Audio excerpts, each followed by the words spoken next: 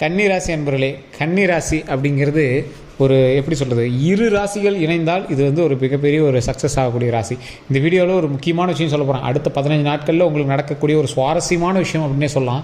ஒரு சக்ஸஸுக்கான ஒரு வெற்றிக்கான ஒரு லாட்ரி வந்து உங்களுக்கு கையில் கிடைக்கும் போது அந்த லாட்ரி நீங்கள் வாங்குறீங்களா வாங்க மாட்டீங்களா அப்படிங்கிறதா இந்த வீடியோ.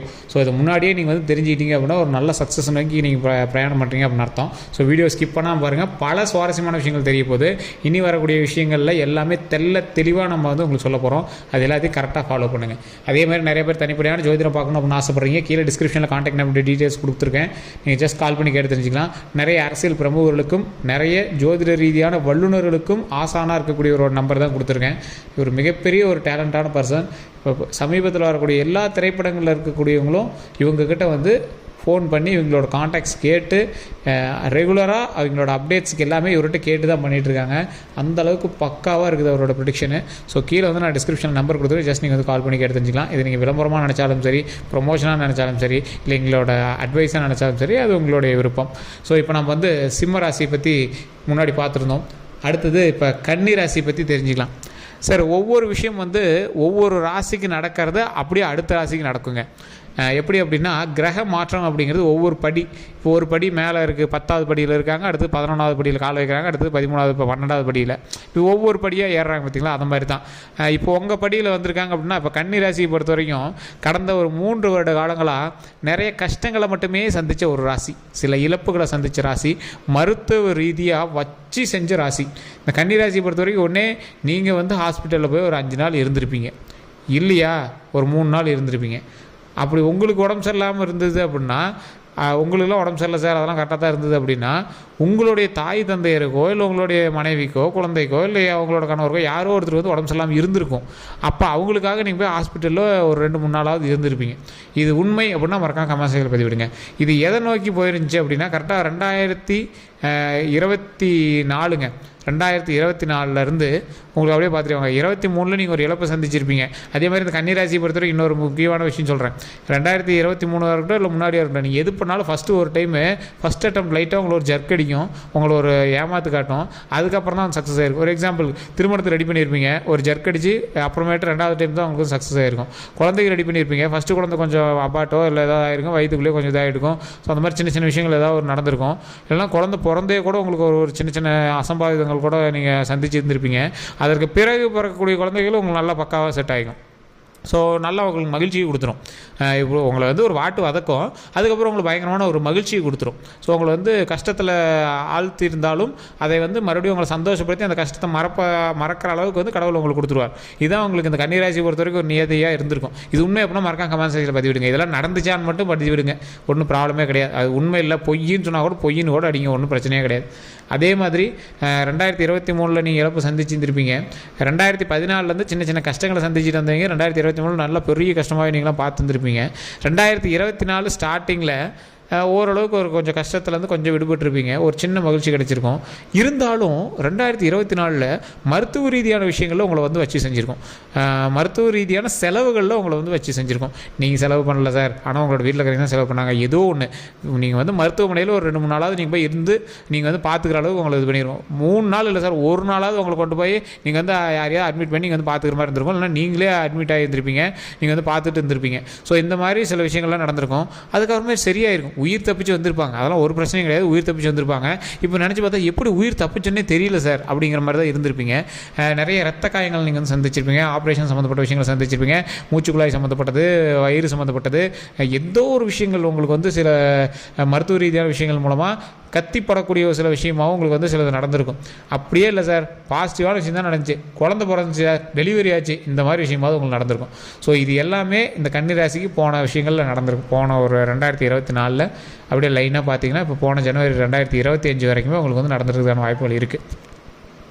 சரி சார், நடந்ததெல்லாம் ஓகே விட்டுருங்க, ஏதோ ஒரு கஷ்டங்கள்லாம் தாண்டியாச்சு, இதுக்கு மேலே எப்படி இருக்கும் சார்? இதுக்கு மேலே உங்களுக்கு சக்ஸஸ் மட்டும்தான். இப்போயே உங்களுக்கு ஓரளவுக்கு அந்த மகிழ்ச்சி தெரிய ஆரம்பிச்சிருக்கும். சார், நீங்கள் உயிர் பொழைச்சதே கடவுள் செய்த புண்ணியம்.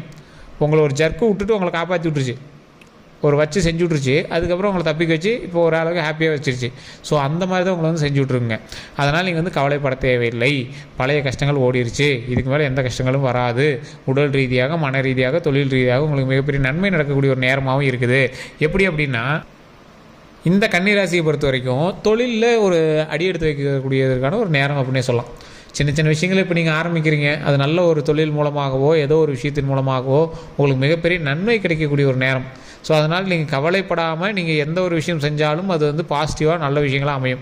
சார் இப்போ நீங்கள் வந்து குழந்தை பிறந்திருக்கு, ஏதோ ஒரு புது வரவு வந்திருக்கு, திருமணம் ஆகிருக்கு அப்படின்னா இந்த விஷயங்கள் வந்து அடுத்தடுத்து உங்களுக்கு வந்து நடக்க போகுது அப்படின்னு அர்த்தம். இல்லை சார் இதெல்லாம் யாருக்கும் நடக்கலாம்னா வெயிட் பண்ணிகிட்டு இருக்காங்க, திருமணத்துக்குலாம் வெயிட் பண்ணிகிட்டு இருக்காங்க, இன்னும் குழந்தைகளாம் வெயிட் பண்ணிட்டு இருக்காங்கன்னா அது இப்போ நடக்க போகுது உங்களுக்கு அப்படின்னு அர்த்தம். அதனால் நீங்கள் கவலைப்பட தேவையில்லை.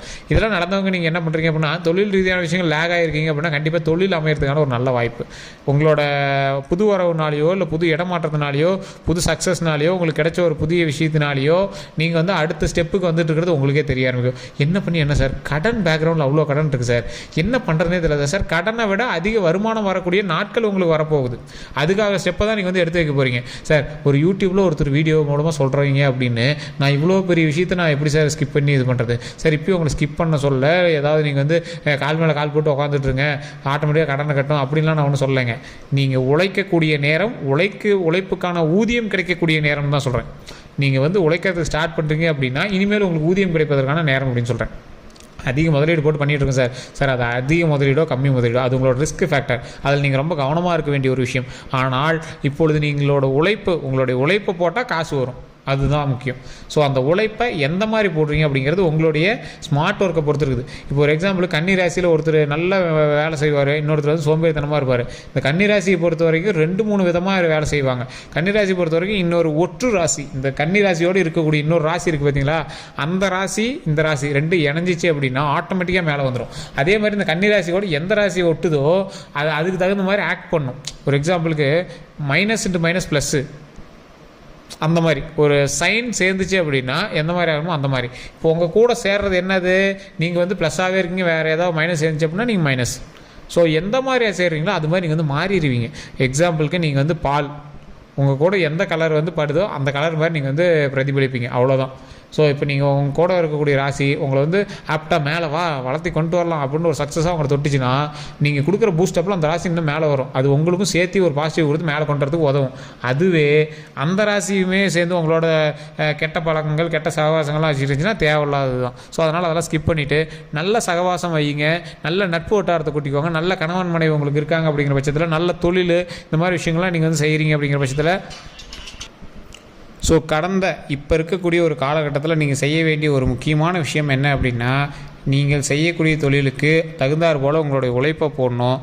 அதே மாதிரி உங்களுடைய உழைப்புக்கு தகுந்தாற் போல் நீங்கள் வந்து செலவை கொஞ்சம் பார்த்து பண்ணணும், அவ்வளோதான். மற்றபடி இனிமேல் நீங்கள் வளர்ச்சிக்கான நேரம் தான் சார். நீங்கள் எது பண்ணாலும் இனிமேல் சக்ஸஸ் அப்படிங்கிறது ஒரு பக்கம் இருந்தாலும் அந்த சக்ஸஸை சரியாக பண்ணுறோமா, யார் கூட சேர்ந்து பண்ணுறோம், எந்த இடத்துல பண்ணுறோங்கிறத பொறுத்தா அந்த சக்ஸஸ் மேலே.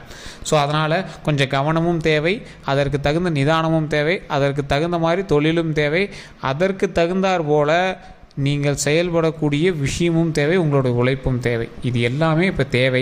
அந்த தேவைக்கு தகுந்த மாதிரி உங்களுடைய நேரத்தை கரெக்டாக செலவு பண்ணுங்கள். சும்மா டைம் வேஸ்ட் பண்ணிகிட்டு இருக்காதிங்க. அதே மாதிரி உங்களுக்கு தூக்கமின்மைக்கான வாய்ப்புகள் அதிகமாக இருக்குது, அதை கொஞ்சம் பார்த்து சரி பண்ணிக்கோங்க. உடல் ரீதியான விஷயங்களை கவனமாக இருங்க. தேவலாம் சிறு உழுவாதீங்க. இப்போ நீங்கள் ஏதோ ஒரு சின்ன காரணத்துக்காக தேவலாம் டென்ஷன் ஆகிங்க, அந்த விஷயங்கள்லாம் தவிர்த்துடுங்க. இந்த 2-3 வார காலங்களில் தொழில் தொடங்குவதற்கான நேரம். அதனால் நீங்கள் வந்து அந்த சக்ஸஸ்க்கான லாட்ரி டிக்கெட் மாதிரி அது நீங்கள் கிடச்சிச்சுன்னா கைவிட்டுறாதீங்க. ஒரு தொழில் தொடங்கலான்னு ஒரு ஐடியா இருக்குது, பண்ணலாமா நம்ம வச்சுருங்க சார், பண்ணுங்கள் சார். செலவு கம்மியாக போட்டு பண்ணுங்கள் சார்.